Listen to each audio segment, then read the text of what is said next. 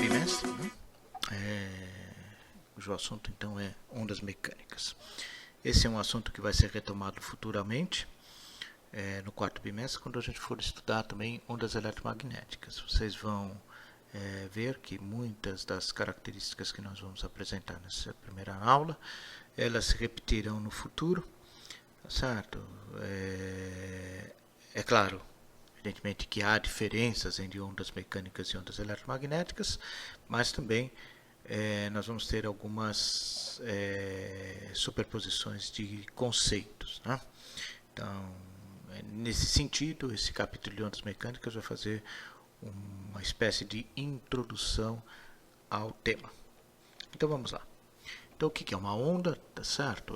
De uma forma bastante geral, uma onda é entendida como sendo um fenômeno físico, tá certo? Uma perturbação, um fenômeno físico capaz de transmitir energia e momento, né, entre dois pontos de espaço sem que haja transferência de matéria entre esses dois pontos.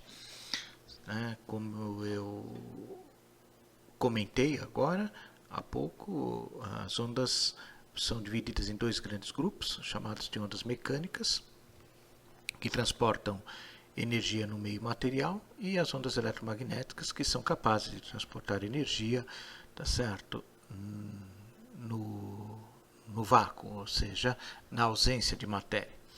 Apenas como exemplo, tá certo? As ondas eletromagnéticas é energia que vem do Sol. Tá? O espaço entre o Sol e a Terra é fundamentalmente o espaço vazio, o vácuo, né? Ausência de matéria. E é claro, né? Não preciso eu dizer isso para vocês, né? A gente recebe essa energia sendo transmitida através de ondas eletromagnéticas aqui na Terra. Tá? Então nós vamos aprender um pouco sobre esses fenômenos. Aqui vocês têm tipicamente duas representações de ondas, né? À nossa esquerda uma onda mecânica, representada por uma fileira de pedrinhas de dominó, na qual você derruba a primeira pedra e essa energia que você transmite à primeira pedra é transportada para as outras sem que haja transporte de matéria. Quer dizer, essencialmente a primeira pedra não sai da posição que ela estava, né, para derrubar a última pedra. Tá certo? Essa energia é transmitida de peça a peça, né? Então isso representa um fenômeno ondulatório. E à nossa direita vocês têm aí uma representação de uma onda eletromagnética desenhada, tá certo? Onde vocês vão ter, né, como nós veremos no futuro, tá certo? Uma onda de um campo chamado campo elétrico oscilante, né, em fase com um campo magnético oscilante, e os dois, né, vão compor aquilo que nós chamamos de uma forma geral de uma onda eletromagnética ou luz. Mas isso fica para o futuro, né? Que seria o equivalente ao nosso quarto bimestre, correto? Muito bem. As ondas mecânicas são classificadas em dois grupos, certo? Uma chamada de ondas transversais, que são aquelas cuja perturbação ocorre na direção y, né, perpendicular à direção de propagação da onda.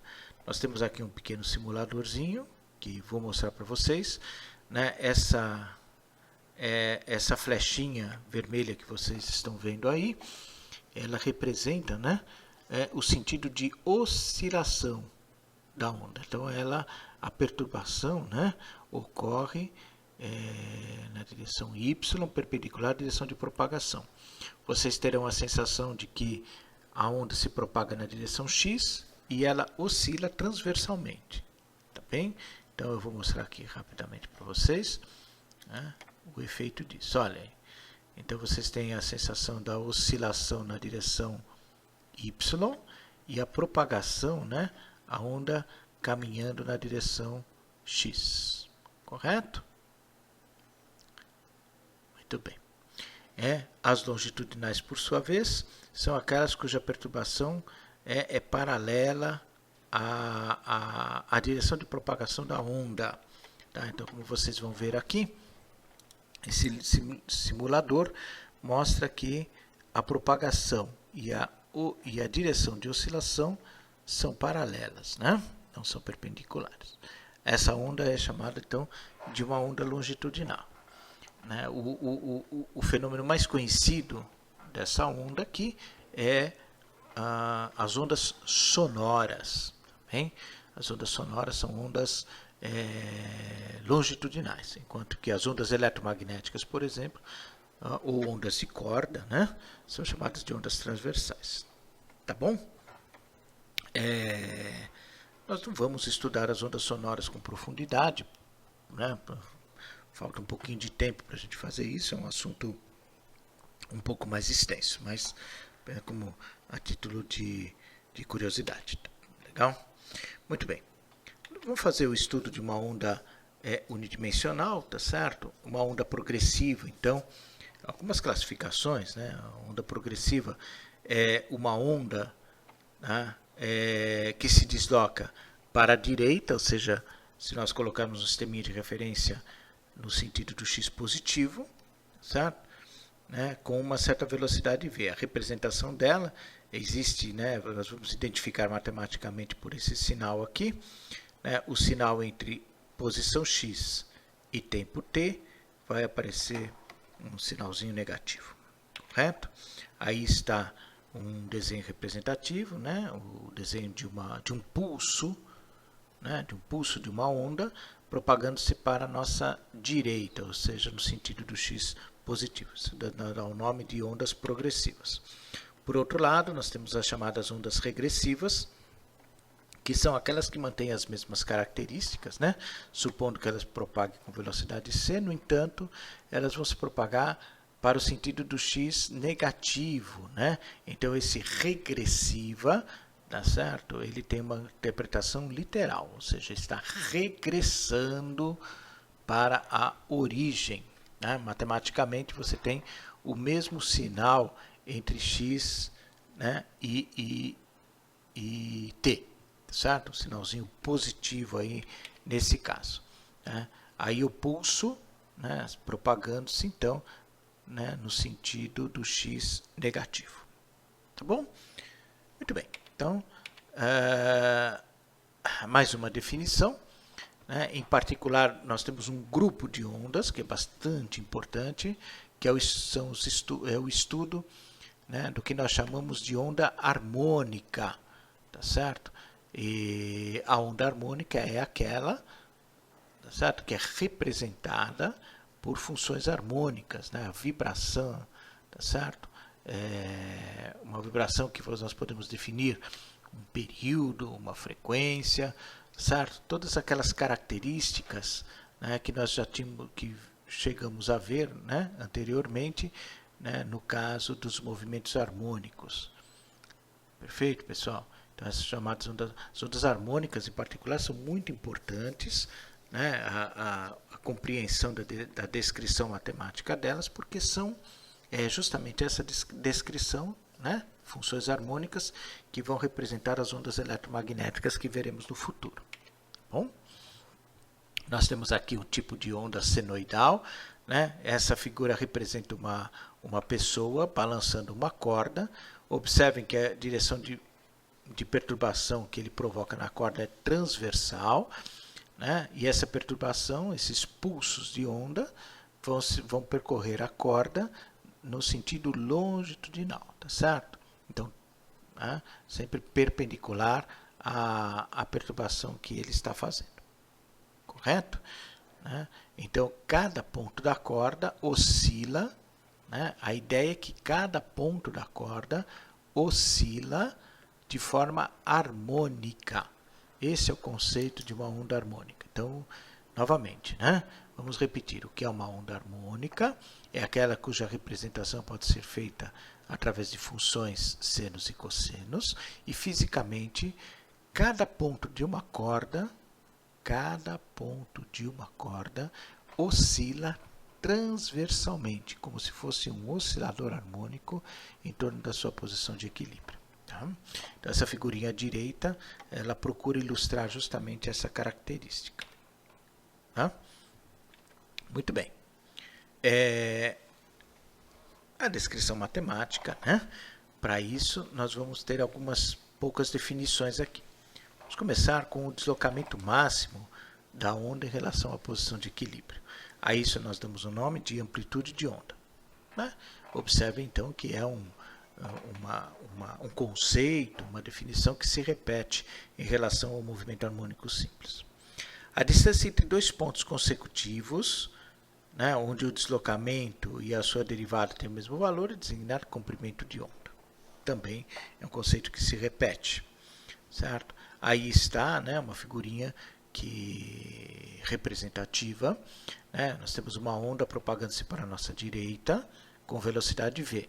Também, e aí a indicação do comprimento de onda, né? Como diz o conceito aí, a posição e a velocidade nesse ponto se repete. Tá certo? O tempo que uma onda demora, que uma onda gasta para percorrer um certo comprimento de onda é denominado então de período. Correto?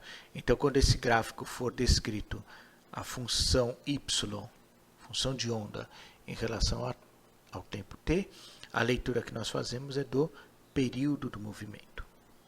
Perfeito? Conceito também muito parecido com o oscilador harmônico. Né? A velocidade de propagação da onda ela é constante e é definida como sendo a razão entre o comprimento de onda e o período do movimento. Tá? Uma definição bastante simples também. E o ângulo φ0, que é chamado de ângulo de fase ou constante de fase, vai ser determinado a partir das condições iniciais do exercício. Muito bem. Ondas harmônicas, então, podem ser escritas através de funções senos e cossenos. Correto? Aonde nós temos, então, fundamentalmente, uma constante multiplicativa, que é chamada de amplitude da onda, a constante k, que é chamado de número angular da onda, ou número de ondas, simplesmente, certo? O ômega, que é a frequência angular, tá? E a constante φ, ou θ0, que é a constante de fase, o ângulo de constante de fase. Perfeito? A constante k está associada ao comprimento de onda, assim como o ômega está associado à frequência angular. Né?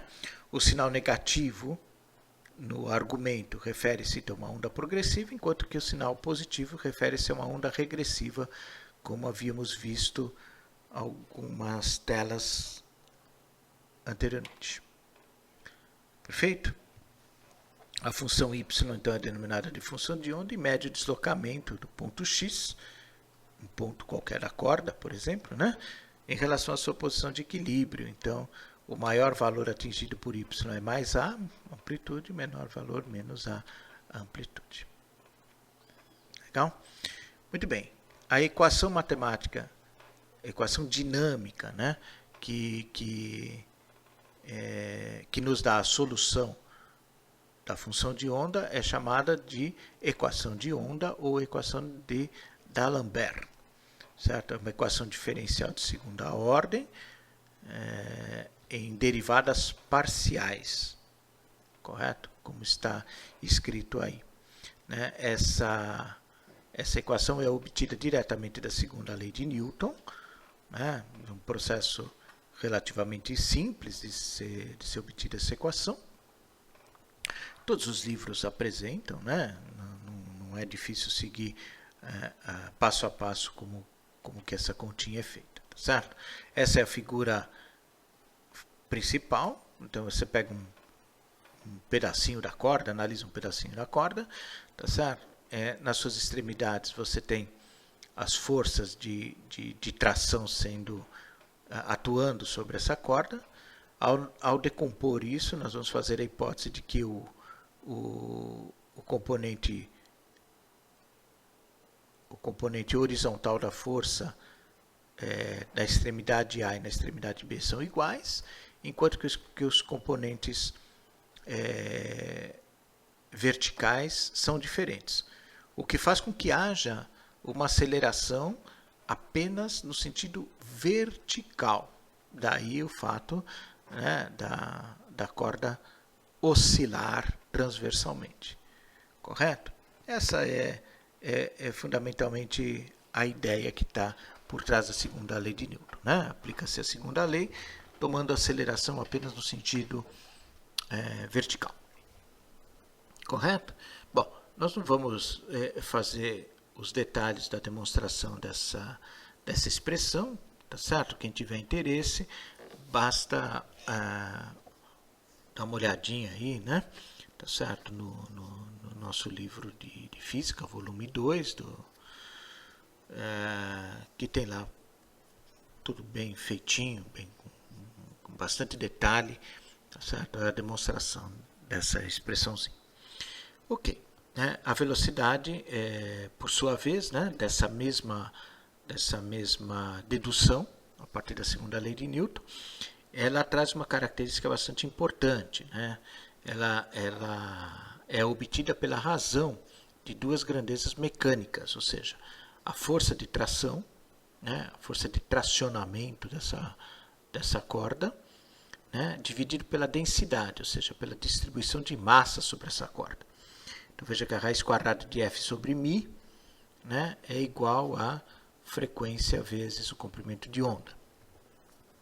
É importante vocês notarem aí, né, tá certo? A questão da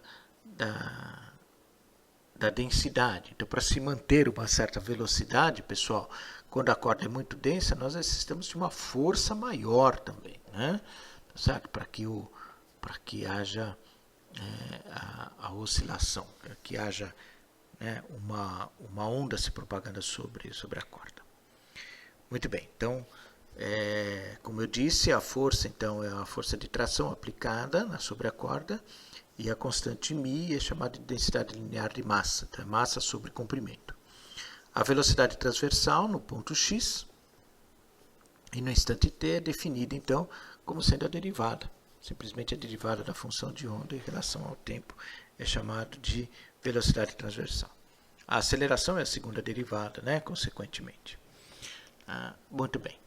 Uma das questões mais importantes do ponto de vista prático, tá certo, está associada à própria definição do que é uma onda. Tá certo? Então, só recordando, né, foi dito para vocês no comecinho dessa aula que um fenômeno ondulatório é aquele capaz de transportar energia entre dois pontos sem que haja transporte de matéria, massa. Como essa é a definição, pessoal, uma das principais características, então, é que a gente descubra qual é a quantidade de energia transmitida por essa onda, certo? Bom, então, ao invés de nós trabalharmos com energia, nós vamos trabalhar com a potência, certo? Potência é variação de energia por tempo, ou taxa de variação de energia por tempo, que é dada por essa expressãozinha aí, né? Então, como vocês estão vendo, é uma expressão bastante simples, certo? Não traz nenhuma complicação, né? Vejam que a potência, então, depende da densidade da corda, da distribuição de massa, da velocidade de propagação, da frequência angular ao quadrado, da amplitude ao quadrado e da função seno ao quadrado. Essa é a potência, então, instantânea. Perfeito? Em particular, né, no caso prático, é interessante nós tomarmos uma média num determinado intervalo de tempo, em particular, o intervalo de tempo mais adequado para a gente nesse fenômeno aqui é o período. Então, se nós usamos o teorema do valor médio, e tomamos a média no período, nós vamos obter uma expressão extremamente simples, que é meio de μ v ômega 2 a 2. Então, eu gostaria de chamar a atenção de vocês para esse fato. A potência média transmitida por uma onda mecânica depende da densidade do meio no qual essa onda se propaga, no caso a densidade de uma corda, por exemplo, o quadrado da frequência angular e o quadrado da amplitude dessa oscilação. Quanto maior a amplitude, maior a potência. Quanto maior a frequência, né, maior o número de vezes que ela oscila por unidade de tempo, maior é a potência, tá certo? Quanto mais denso for o meio, maior vai ser a potência transmitida, correto? E também, só para deixar registrado, né? Algumas dessas características vão se repetir lá no futuro, quando a gente for calcular a potência de uma onda eletromagnética, vocês vão perceber que ela também lá vai depender do quadrado da frequência e o quadrado da amplitude. Então, essa característica, né, ela é preservada nas ondas eletromagnéticas. Por definição, entende-se como intensidade de uma onda a razão entre a potência média dividido pela área, tá certo, no qual essa onda é captada. Legal? Então, essas são as definições fundamentais, né, da nossa teoria. Correto? Vamos então fazer uma aplicação nesse exercício número 1, onde é dado uma função de onda, né, que é uma função então de duas variáveis. Ela está se propagando no meio elástico e é descrita então pela seguinte expressão: 0,60 seno de 3,4x menos 28t mais 0,57 medido em metros. E ele pede aí uma série de... Ele faz uma série de perguntinhas, né?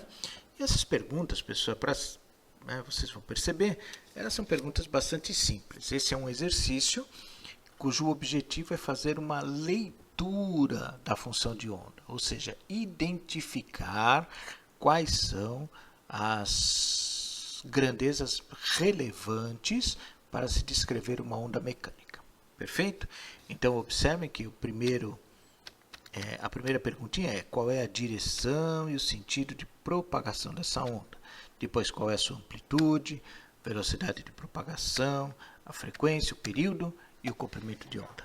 Certo? Então, cada um desses itens aqui refere-se a uma grandeza particular. Tá?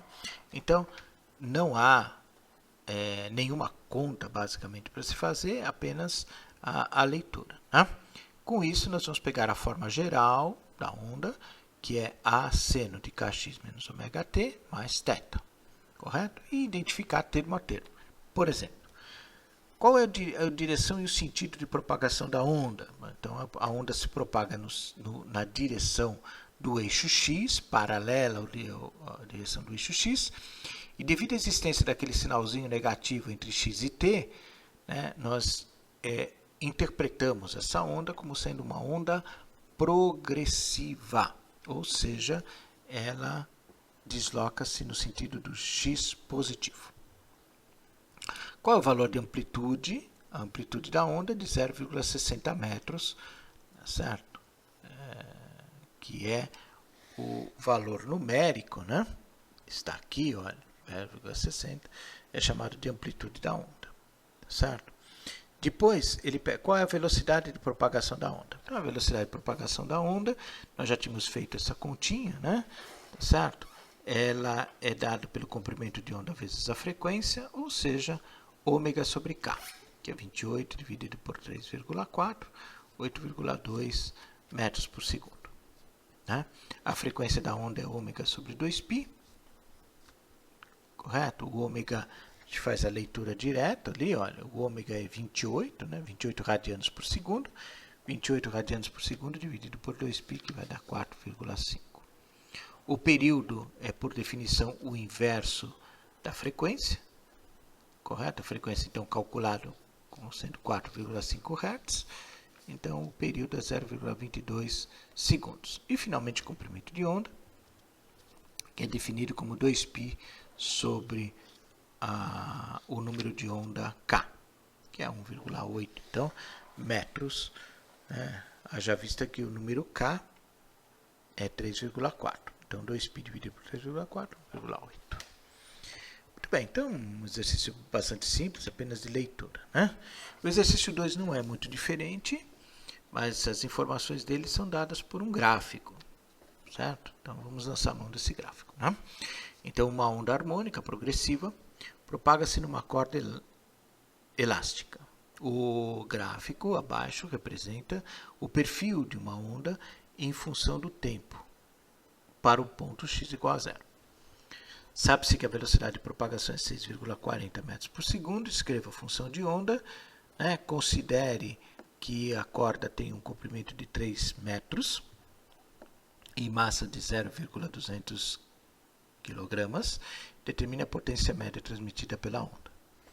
Pessoal, está aí o gráfico, né? O gráfico então é y em função de t, quer dizer, função de onda pelo tempo de um ponto em particular, ou seja, de x igual a zero, como ele está nos dizendo aí no enunciado. Tá certo? Como esse gráfico é em função do tempo, vamos lembrar que uma das características importantes obtidas aí é o período, né? O período de oscilação e a amplitude, né, gente? A amplitude, então, de 0,8, né? Como vocês podem perceber aí no gráfico. Correto? Então, vamos à solução, né? A forma geral da função de onda, que é representada pela função de onda chamada uma letra y de x e t, né? A função de onda, tá certo? Ela é dada por essa... Aqui, na verdade, foi reescrita como função psi, né? Mas pode ser escrita como y também, viu, gente? Tanto faz o nome que vocês dão a isso, né? Não importa que muitos livros trazem essa letra psi, inclusive o nosso próprio livro traz, né? Por isso que a gente está usando também. Legal? Mas isso não deve trazer nenhum incômodo para vocês. Podem chamar de y, não há problema nenhum, correto? Então, psi de x e t é igual a seno de kx menos ômega t mais θ. E a partir da figura, como eu havia dito, né, nós temos a amplitude que é 0,80 metros e o período 0,2 segundos. Certo? Eu vou voltar aqui um pouquinho, olha, 0,2 segundos é o período, tá bem? Dá para vocês verem aí, né, prestando um pouquinho de atenção, vocês vão perceber que é esse o valor, né? É só vocês pegarem a linha de 0,4 na horizontal lá, vocês vão perceber que o período é 0,2 segundos. Perfeito? Dá para fazer essa leitura tranquilamente. Muito bem, frequência angular então é 2π sobre o período, que vai dar 31,4 radianos por segundo, né? E conhecida então a velocidade de propagação, que ele havia dado ali, né? Vamos voltar aqui para vocês verem que é 6,40 metros por segundo. Vocês têm então que o K é ômega sobre V, 4,9 radianos por metro. Certo? Assim, a função de onda psi é 0,8, seno de 4,9 menos 31,4 t mais θ0. E o θ é o valor dessa constante, então, obtido pela condição inicial. Olhando o gráfico, quando x for igual a zero, que ele já nos havia dito isso, né? E t for igual a zero, ele vale 0,6 pelo gráfico. Né? Então, com isso, né, basta substituir na expressão, vocês vão obter então que o θ é 0,85 radianos. Está terminado o exercício aí, o item A, né? Porque a função de onda, então, está totalmente escrita em termos de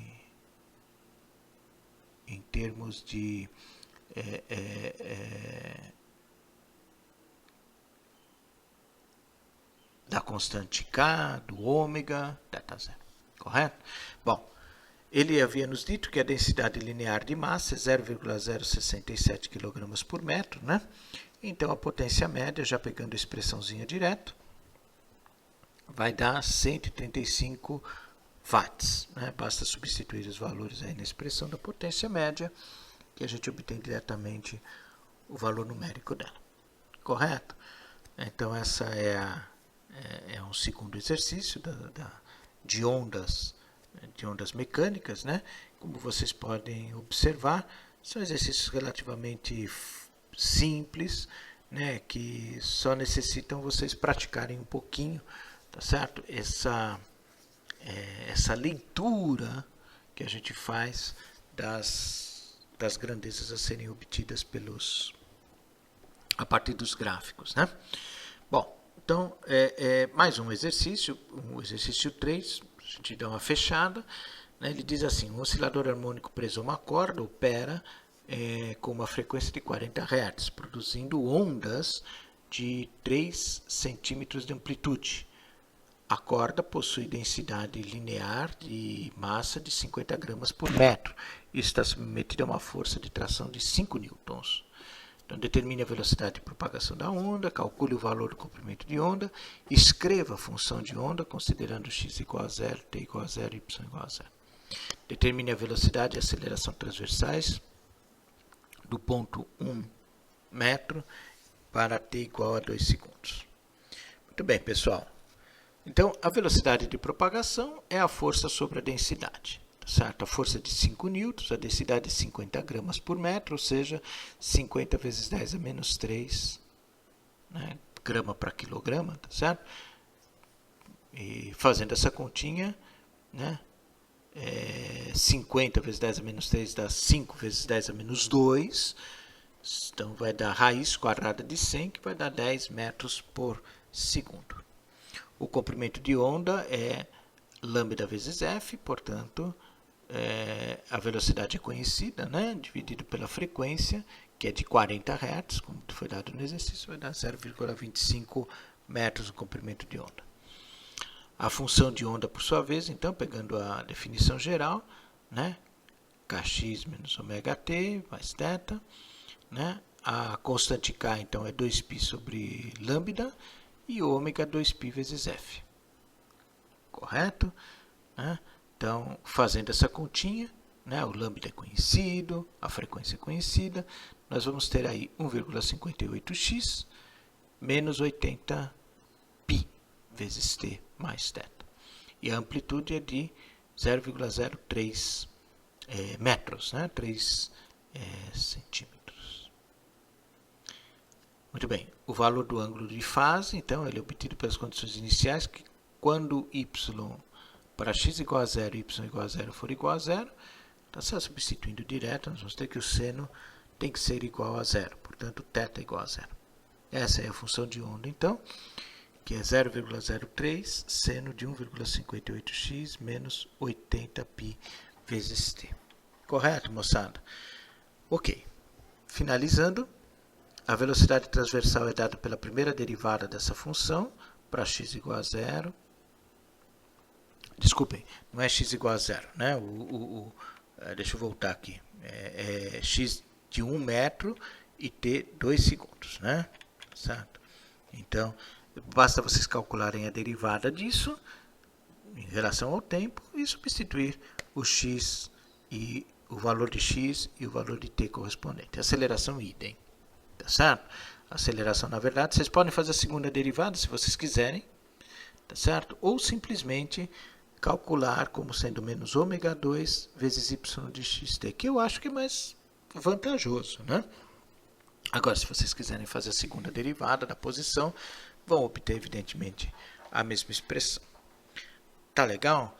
Pessoal, aqui nós vamos deixar como exercício, tá certo? Para vocês praticarem exercícios bastante simples, do mesmo padrão que vocês acabaram de ver, o exercício 4, certo?